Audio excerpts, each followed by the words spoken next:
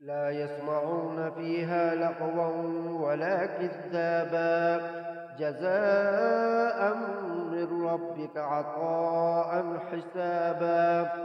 رب السماوات والأرض وما بينهما الرحمن لا يملكون منه خطابا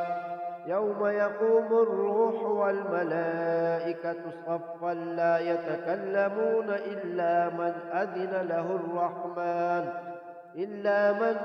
له الرحمن وقال صوابا ذلك اليوم الحق فمن شاء اتخذ إلى ربه مآبا إنا أنذرناكم عذابا قريبا يوم ينظر المرء ما قدمت يداه ويقول الكافر يا ليتني كنت ترابا